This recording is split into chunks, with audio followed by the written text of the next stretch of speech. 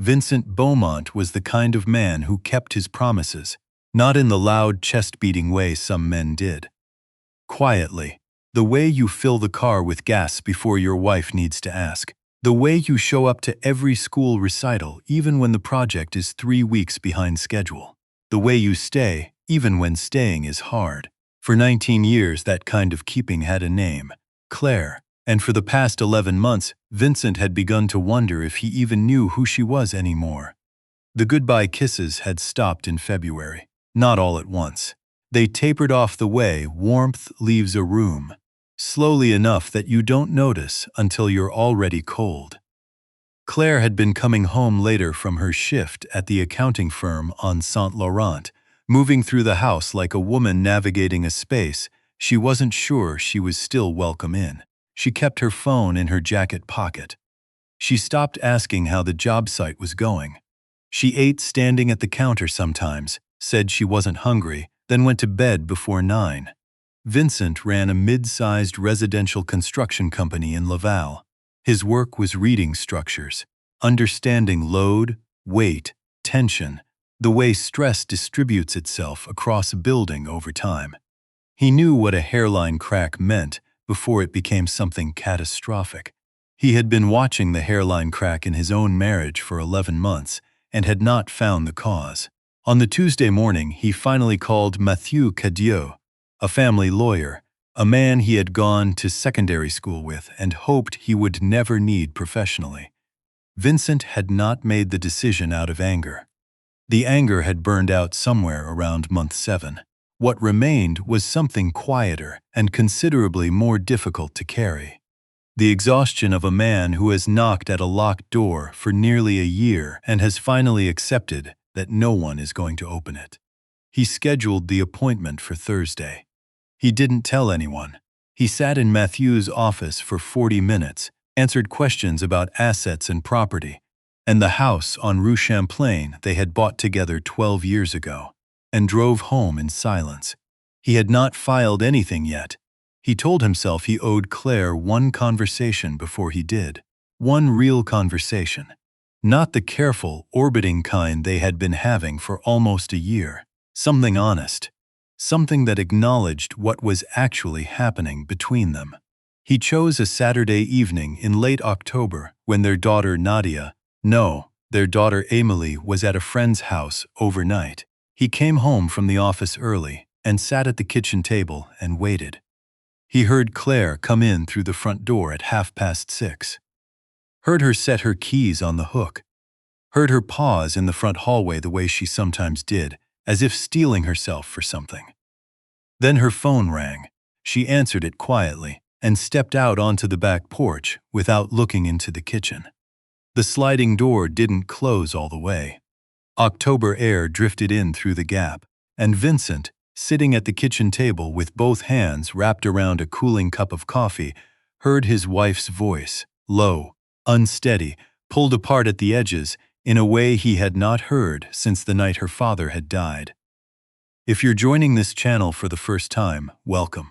Bonds and Secrets exists for stories like this one, the kind that ask something of you before they give something back. Take a moment and subscribe. Because what Vincent hears through that gap in the sliding door is going to change the shape of everything that comes after. The voice coming through from the porch was nothing like the careful, contained version of Claire that had been moving through their house for almost a year.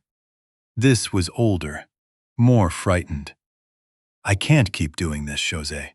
José, her older sister, the one she called when things were genuinely bad. "Vincent's pulling away, I can feel it. And I can't blame him, I can't tell him, not yet, not while he's carrying all of this." A pause, the sound of the October wind, a shuddering breath. The second round didn't work. Her voice cracked through the middle of that sentence. "Dr. Pelletier wants to start the 3rd protocol in November. There's a chance it causes infertility. Permanent." A beat of silence. He doesn't know any of it. He doesn't know about the miscarriage in March, and he doesn't know about the treatments, and I don't know how to tell him without watching him fall apart. His mother died of ovarian cancer 3 years ago, José. I can't be that for him. I can't be the next thing he loses. Vincent's chair did not move. He sat at the kitchen table and did not move for a very long time. The file folder with Matthew's intake forms was in his jacket pocket. He became aware of it, the way you become aware of something you are holding when your hand has gone numb. He reached in slowly, pulled the folder out, and set it flat on the table in front of him. He looked at it. He thought about the past 11 months. Every morning he had read his distance. Every night she had gone to bed early, which he had eventually, quietly, assigned its own explanation. The way she flinched when he touched her shoulder, the weight she had lost and said was from switching to the lunch salad at work. The afternoons she called in sick and he assumed she just needed space from him. He had built an entire architecture of suspicion out of materials that had nothing to do with betrayal. He pushed back from the table. He went to the garage. He sat down on the concrete step by the side door and pressed both hands over his face and stayed there for a long time. Don't go anywhere, because what Vincent discovers over the next several hours, and the conversation that follows, will ask you to rethink everything you assume about the silences in the people closest to you. There is a concept in family psychology worth pausing on here. Researchers call it the protector trap. It describes what happens when someone who loves deeply, genuinely, completely, decides that suffering in private is the most loving thing they can do. The logic, from the inside, feels clean and even noble. If I carry this alone, I protect the person I love from a weight they don't deserve. I am giving them the gift of not knowing. What the research on family systems consistently shows, however, is that hidden suffering does not stay hidden. It cannot. It changes the way a person moves through a house. It changes the quality of eye contact, the frequency of touch, the willingness to reach across a table. It doesn't disappear into silence. It transforms into something else. Something the people on the outside begin to register without understanding what they're registering. Distance. Withdrawal. A kind of ambient grief with no visible source. Claire had hidden her illness because she loved Vincent, and in doing so, she had created the precise conditions that had driven him, 11 months later, to a family lawyer's office in Laval. This is not a character flaw. It is a deeply human response, particularly in people who have already watched illness hollow out a family once before. Claire had sat at her mother-in-law's bedside. She had watched what the knowing did to Vincent, the way it changed his face, the specific kind of helplessness that settles into a man who cannot fix what is happening to someone he loves. That helplessness had lived in her memory, clear and instructive, and when her own diagnosis arrived, her first instinct was not rational. It was ancient. It was, I will not be the next thing that does that to him. Vincent sat in the garage until the porch light came on. He heard the sliding door open and close. He heard Claire move through the kitchen, heard the tap run, heard her footsteps go down the hall toward the bedroom. The light under the door came on. Then the shower, then quiet. He went inside eventually. He stood at the bedroom door and listened to her breathing. Then he went to the kitchen, sat back down at the table, and waited for the sky to change. He did not sleep. The following evening, he came home at his regular time. He moved through the house without alerting her to anything. He helped Emily, their 16-year-old, home from her friends with the geography assignment she'd left until Sunday night and sent her upstairs around 9. Then, he sat at the kitchen table again. Same chair, same cup of coffee. Claire came through the hallway and stopped when she saw him sitting there. Something crossed her face. 3 things, actually, arriving in quick succession: fear, then guilt, then something that looked like relief. The way a person looks when they have been dreading a moment for so long that its actual arrival feels paradoxically like rest. She reached for the counter. Vincent's voice was very quiet, the voice of a man who has already moved through the worst of it and is now on the other side in the part where there is nothing left to protect. I heard your call with José last night. Claire's hand tightened on the edge of the counter. The color left her face. Her knees didn't buckle. But she sat down, carefully, deliberately, the way a person sits when the last of what they have been holding finally gives. And then she cried. Not the private, controlled kind she had apparently been maintaining for 11 months. These were something else entirely. The kind that happen when a secret has been too large and too heavy for one person and has finally been handed over. I was diagnosed with uterine cancer 11 months ago, she said. The first round of treatment was in April. It wasn't enough. And then I lost the pregnancy in March, before we even knew, and I didn't. She pressed both hands over her mouth. I was 12 weeks. I didn't know how to tell you both things at the same time. I didn't know how to say I lost our baby, and I'm also sick, and I'm scared, and I need you, all in one conversation. So I didn't say any of it. Vincent did not speak yet. Your mother, Claire looked at the table. I watched what her illness did to you. I watched you become someone who couldn't sleep, couldn't eat, couldn't stop researching treatment options at 2 a.m. even when there were no more options. I watched it take 2 years of your life even while it was taking hers. And I thought, her voice broke. I thought, if I tell him I become that, I become the next thing he can't save. And I thought I would rather face this than watch you carry it. Let's step outside the story for a moment. What Claire described, the choice to suffer privately in order to spare a partner, is one of the most well-documented patterns in couples facing serious illness.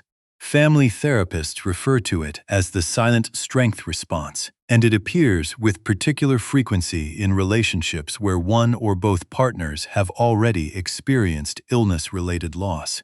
The surviving partner carries what researchers call a secondary grief template, an internalized memory of what it felt like to watch someone suffer, and a fierce, preemptive determination to prevent that experience from repeating. The tragedy of the silent strength response is that it is genuinely motivated by love. It is not avoidance. It is not deception in any ordinary sense. It is a person trying to absorb as much pain as possible so that the people they love absorb less. What it produces, however, is the opposite of protection. It produces the exact emotional damage it was designed to prevent: distance, suspicion, grief, because the partner on the outside of the silence is still absorbing pain. They simply don't know what they're absorbing or why, and that formless grief without shape or source is often more psychologically damaging than the truth would have been. Vincent had spent 11 months grieving something he couldn't name. He rose from his chair. He crossed the kitchen, 3 steps, maybe 4. And he put his arms around his wife for the first time in 11 months. She shook against him. Her hands gripped the back of his flannel shirt and held on the way hands hold on when they have been waiting for something solid for a very long time. Neither of them said anything for a while. When Claire steadied, he pulled back and looked at her directly. Where are you in the treatment? 3rd protocol starts November 14th. She looked at her hands. Dr. Pelletier says there's a good chance it works, but there are side effects. There's a possibility. She stopped. Tell me, permanent infertility. He says it's the most effective remaining option, but the side effects are. Her voice was careful now, controlled. The voice of a woman who has had to say clinical things to herself many times in order to keep standing. It changes things. Vincent was quiet for a moment. We have Amélie. Claire looked at him. We have Amélie, he said again. And I want you here. That's the only thing I'm counting. She broke again, more quietly this time. He held her. Has someone ever protected you so hard from something that you nearly lost them in the process? Leave your response below. Or just say something. We're listening. There is a second psychological concept worth naming here, because what happened next, when Vincent went looking for the full shape of what had been hidden, follows a pattern that family researchers encounter regularly in households navigating serious illness. It is called the family secret system. When a household faces a crisis significant enough to be frightening, or particularly one involving illness or the fear of losing the person who anchors the family, family members will sometimes, without ever formally agreeing to it, organize themselves around a shared silence. One person decides to protect the most vulnerable member. Another is brought in to help carry the weight.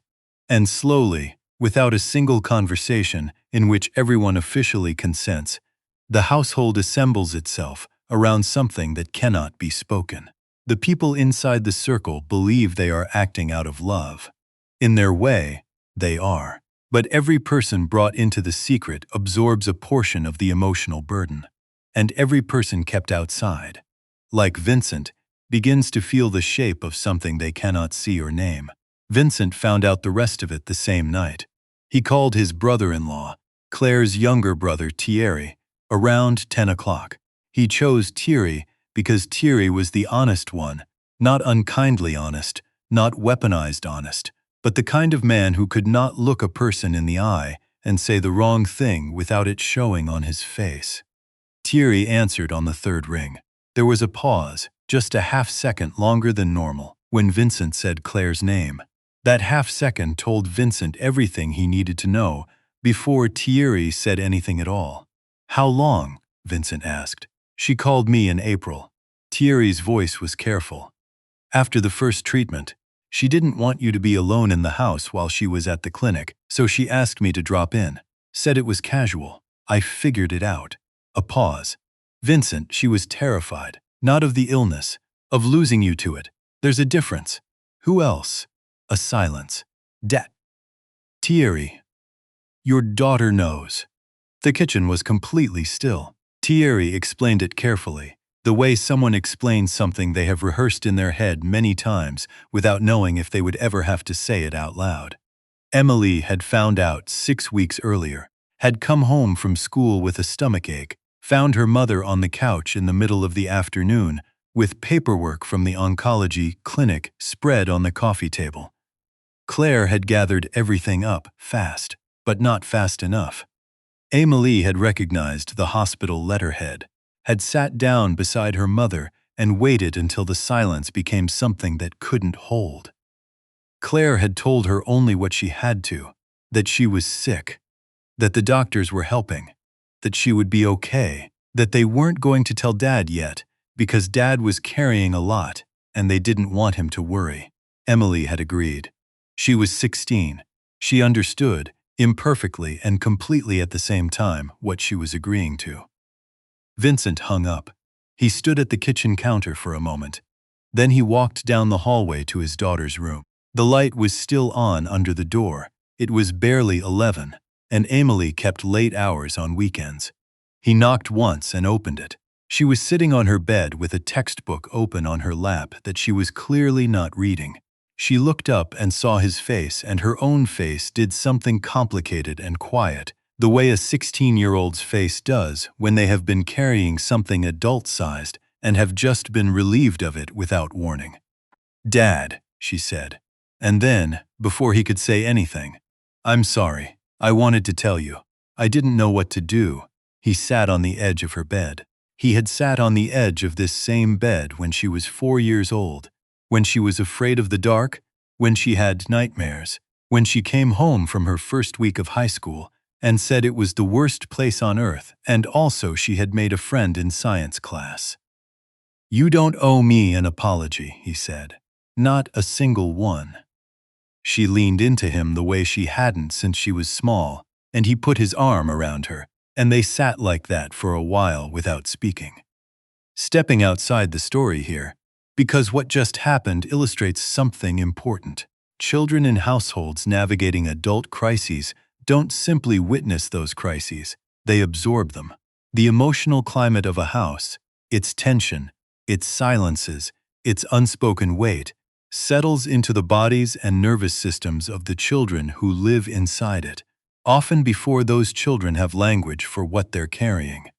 Emily had been carrying the shape of her mother's secret for 6 weeks. She had been going to school and doing homework and coming home to a household organized around an absence she couldn't acknowledge and wasn't supposed to know about.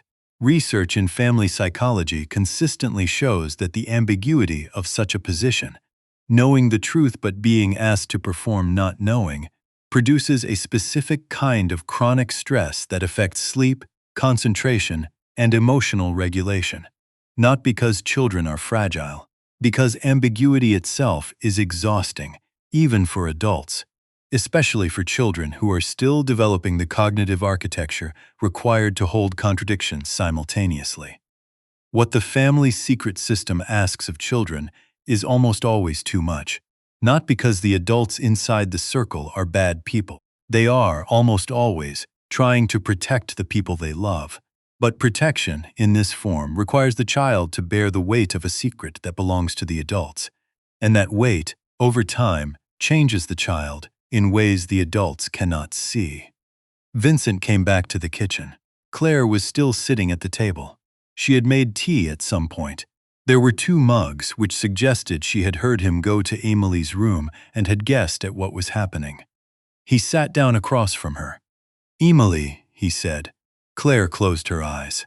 "I know. She's been carrying this for 6 weeks, I know." Her voice was tight. "I tried to. I thought if I kept it short, if she knew I was going to be okay, that it wouldn't." She stopped. "That was wrong, I know that." He was quiet for a moment, not cold, just absorbing the full weight of the shape in front of him, the full cost of what 11 months of silence had required. "You thought you were protecting me," he said finally. "You were protecting Emily. You were protecting yourself. And the whole time, the thing you were trying to prevent, the weight, the worry, the fear, it was already in this house, it was already in our daughter. It was already in me. It just didn't have a name." Claire didn't answer. She looked at the table. "I need you to understand something," Vincent said. "I was ready to leave. I had papers drawn up. I was going to hand them to you this weekend." He waited for that to land. "I want you to know what the silence cost, not to punish you, because you deserve to know the full price, the same way I now know the full price of yours." Claire looked up at him. Her face was very still. "There were nights," she said quietly, "when I thought about ending things myself. The marriage, I mean. Filing first. Letting you go before it got worse, before you had to watch it. I thought, he doesn't know why I've pulled away. He's going to draw conclusions. Maybe the kindest thing I can do is release him before the illness gets harder and he stays only out of obligation." She looked at her hands. "But I couldn't, because I still loved you too much. And I was terrified that if I told you the truth, you would stay, but you would stay out of duty, not love. And I couldn't build a life inside a marriage built on pity." Vincent looked at the wall for a moment. 2 people, the same house, the same wound, approached from opposite directions with the same intention, each of them so determined to protect the other that they had very nearly destroyed the only thing they were trying to save. He picked up Matthew's intake folder from where it still sat at the edge of the table. He didn't make a speech about it. He simply folded it in half, and then in half again, dropped it into the recycling bin under the sink, and sat back down. Claire watched him do it. Then he reached across the table and put both hands over hers. "November 14th, he said. "I'll be there. Every appointment from here on. You don't go to a single one alone." She didn't say anything for a long time. Then, very quietly, "Okay." They talked until 2 in the morning.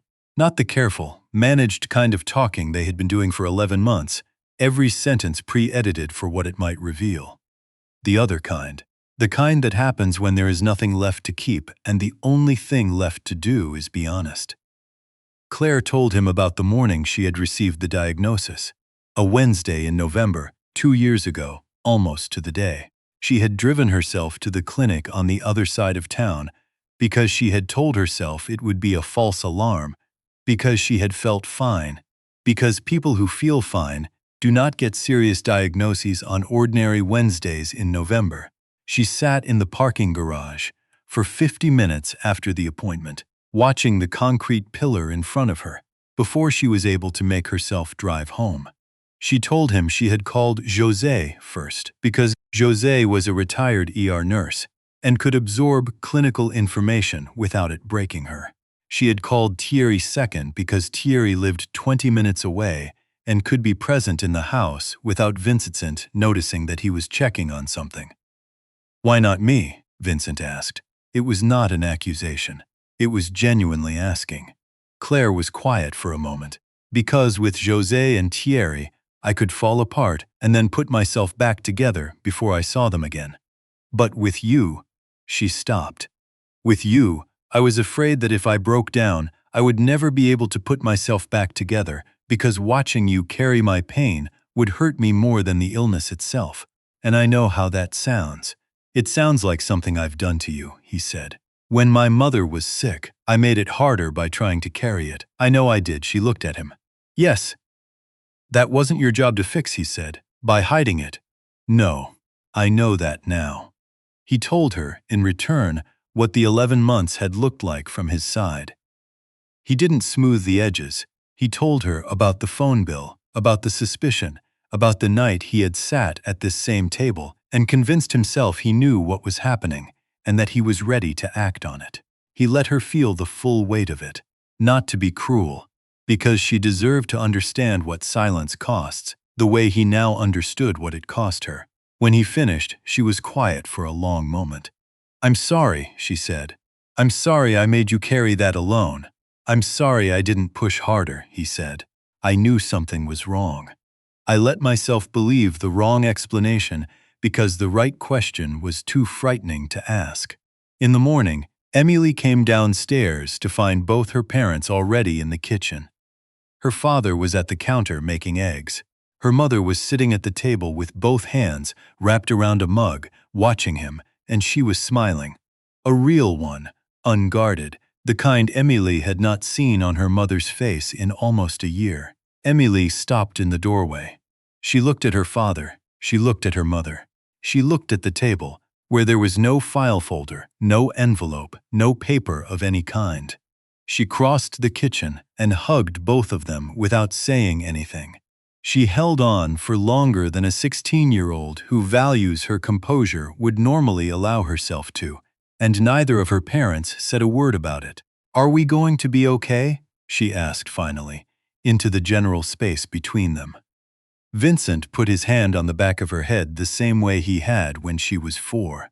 We're going to be honest with each other, he said. Which is better? They made an appointment with Dr. Pelletier that same week, all 3 of them this time. Vincent sat in the consultation room and took notes on his phone with the focused, particular attention of a man who deals with specifications and load calculations and would rather understand the technical reality completely than summarize it later from memory. He asked the questions Claire had been asking alone for 11 months. He asked additional ones. He wrote down the answers. Dr. Pelletier looked at Claire at one point, briefly, with an expression that was professional and also quietly human. She had been seeing Claire for 11 months as a woman who came to appointments alone and answered questions in the measured, careful tone of someone accustomed to managing their own reactions in medical settings. This was different. On November 14th, Vincent drove Claire to the Hôpital du Sacré-Cœur for the first session of the 3rd protocol. He waited in the chair beside her during the treatment, which took just over 3 hours. He brought a book and read approximately 4 pages of it. He spent the rest of the time paying attention to his wife. There is something worth noting here about what Vincent did in those weeks that family psychology rarely captures cleanly, because it resists easy categorization. He did not perform recovery. He did not announce forgiveness. He did not transform overnight into someone who had processed 11 months of grief and suspicion in the span of 48 hours. What he did was simpler and more durable. He showed up, appointment after appointment. He modified his work schedule, quietly and without drama, so that he was available on treatment days. He learned to read Claire's energy levels and plan accordingly. Which evenings to suggest a walk, which evenings to just sit with her, which mornings to take Emily to school, so Claire could sleep in without the guilt of the disruption. He did not make her feel small for having kept the secret. He did not make her feel she owed him, now, for the keeping up. He simply rearranged himself around what was needed. The way a man who builds structures for a living understands, instinctively, that a repair made to support the weakest point eventually makes the whole thing stronger. They started seeing a couples counselor named Dr. Fontaine. Not because the marriage was still in crisis, but because they had both learned, at considerable cost, that love is not self-maintaining. It requires tending. It requires the willingness to say, "I'm frightened, and I need you," without those words feeling like failure. For two people raised to absorb difficulty quietly, Vincent in the tradition of the man who holds things together without showing the strain, Claire in the tradition of the caregiver who gives and gives without asking for return. Learning to receive turned out to be the hardest work of all.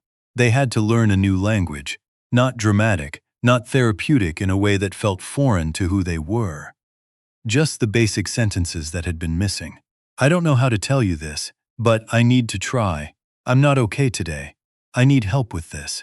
The sentences that feel, to people of a certain kind, like surrender, and that turn out, over time, to be the opposite.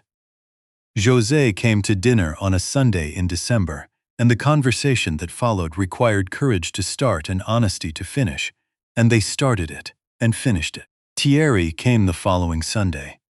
These were not easy evenings. They were worthwhile ones. By January, Sunday dinners had become something the family looked forward to rather than managed through. The table got louder. Emily started doing her homework at the kitchen table, again the way she had in middle school, just to be near people. The results from the third protocol came back in February. Dr. Pelletier called on a Thursday afternoon. Vincent was in the kitchen when Claire's phone rang. He watched her answer it. He watched her face. She sat down on the kitchen chair while the call was still going. Her hand found his arm and held it. "Yes," she said. "Thank you.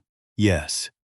And then her voice broke open entirely, and she was crying too hard to say anything else, and she handed him the phone, and he heard the doctor's voice saying, clearly and calmly, that the scans were clean, that the treatment had worked, that Claire Beaumont was in full remission. Vincent set the phone down on the counter. He pulled Claire up from the chair and held her the way you hold someone when you have come very close to losing them, and it is only just now safe to understand how close. After a while, she lifted her face from his shoulder. "I had a plan," she said. "If it worked, when it worked, I wanted to do something. Renew our vows, somewhere small, just us and the people who matter." He looked at her. "Then that is exactly what we're going to do." They did it on a Saturday evening in early May, in the backyard of the house on Rue Champlain. The dogwood Claire had planted along the back fence the first spring they lived there was in full bloom, white and impractical, and exactly right. José was there, and Thierry, and Dr. Fontaine came as a guest rather than a counselor, which felt like a distinction worth making. Emily stood beside her mother in a dark green dress she had chosen with great seriousness, holding the rings in a small wooden box that had belonged to Claire's mother. A close family friend, a minister named Reverend Beausoleil, who had known them since their wedding, stood under the door and said words that were warm and specific and clearly not generic. He thanked the people present for staying. He said that staying, when staying was hard, was the most important thing a person could do for someone they loved. Emily cheered at the end. José was crying before the vows were finished and made no attempt to conceal it. Vincent held Claire's hands and looked at her in the late afternoon light. "I almost left," he said, "because I stopped asking. I started believing what made sense on the surface instead of asking what was actually true underneath. I build things for a living. My whole job is making sure the structure is sound before you put weight on it, and I let this one go 11 months without asking the right question." He paused. "I'm asking now. Every time, whatever comes next, you tell me, and we carry it together. That is the only foundation I'm interested in." Claire squeezed his hands. "Thank you for staying," she said, "and thank you for listening, even when I made it hard to hear." Healing, it turns out, does not arrive as a single moment. It is not the phone call, or the ceremony in the backyard, or the night the truth finally crossed the kitchen table. It is the Tuesday morning in April, when Vincent drives Amélie to school because Claire had a rough night and is still sleeping, and they stop for bagels at the place on Saint Denis, and his daughter looks at him from the passenger seat and says, "Dad, I think we're okay." And he says, "Yeah, I think so too." And they both mean it. It is the evening Claire comes home from work at a reasonable hour and sits down at the kitchen table and says simply, "It was a hard day," and does not add anything to explain or soften it. And Vincent sits down across from her and says, "Tell me," and she does. It is the Sunday dinners that are genuinely loud now. The homework at the kitchen table.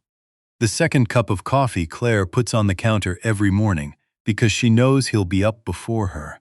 Small things returned. Not the same as before. Something more honest than before, and therefore, in all the ways that actually matter, more solid. The repairs, Vincent knew, are never the weakest part of the structure. If done properly, they become the strongest, because that is where the full attention went. That is where the honest work happened. That is where someone looked carefully at the damage and chose to stay and fix it rather than walk away. He knew this as an engineer. He understood it now, properly, as a husband. Then one evening in late June, a warm one, the windows open, Amélie upstairs, Claire beside him on the couch, with her feet tucked under her, and a novel open on her lap. His phone buzzed on the side table. Unknown number. He picked it up. A text message. "Vincent, you still don't know what actually happened during those 11 months. There are things about Claire's time at the clinic that she hasn't told you. Some of it isn't about the illness. I think you deserve the truth." He read it twice, set the phone down on the cushion beside him. Claire turned a page. He looked at the phone. He looked at his wife, reading, her shoulder warm against his, completely at ease. He picked the phone up again and looked at the message one more time. Then he turned the screen off, set the phone face down on the side table, and sat very quietly in the warm and ordinary light of a house that had cost him a great deal to keep. And he thought about what his daughter had said in the car on a Tuesday morning in April. "I think we're okay." He thought about foundations, about the difference between a crack that had been fully repaired and one that had simply been plastered over. About the weight a structure can hold at the point of honest repair and the weight it cannot hold at the point of concealed damage. He thought about what the message wanted him to feel. He thought about what he had learned, at considerable cost, about the things people tell themselves when they are about to make an irreversible decision. He thought about Claire beside him, her shoulder against his, the novel, the open window, the house on Rue Champlain, which had been, for 11 months, a place he was preparing to leave, and was now, unambiguously, his home.